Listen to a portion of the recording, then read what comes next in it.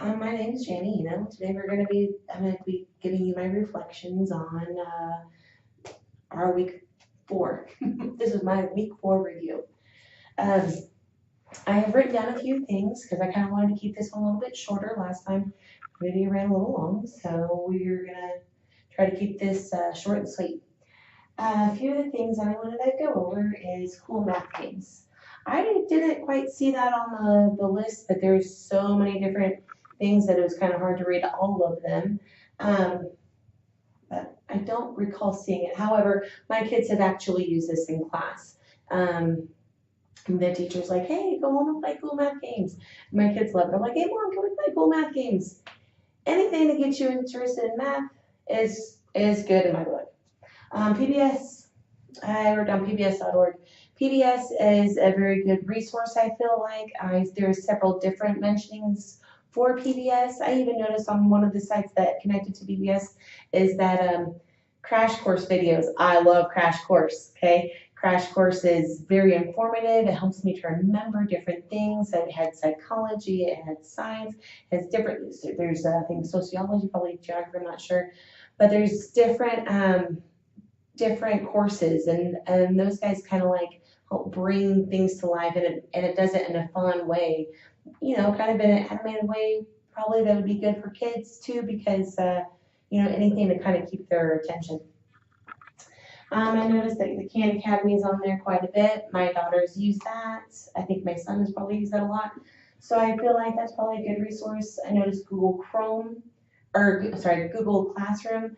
And actually, my daughter has used that for the last 4 years, I believe, in class. So I think that that is, especially for probably your older kids that have homework to go take home, that's going to be the perfect thing. Hey, I lost my homework, or hey, I don't remember what my homework is. Well, you have this resource right here. You have your own accounts.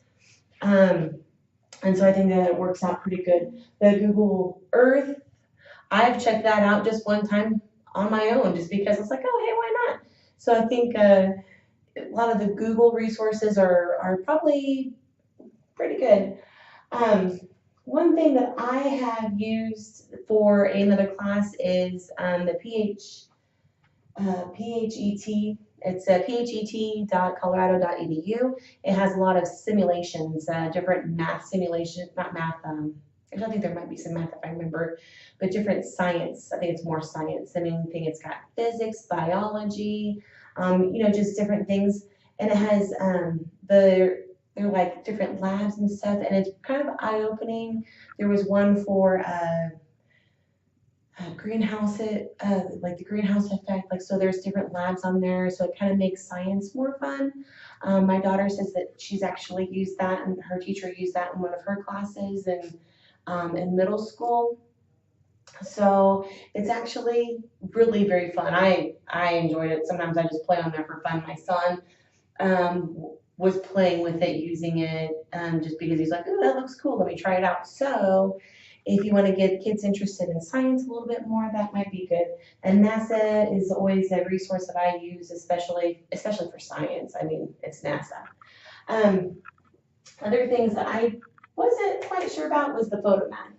I can see where it would be a really good idea, just like a calculator, using a calculator in class kind of helps you get past the long parts of it, like if I was, chemistry, it's good to use a calculator in chemistry. Just getting past so that way you can learn the operations.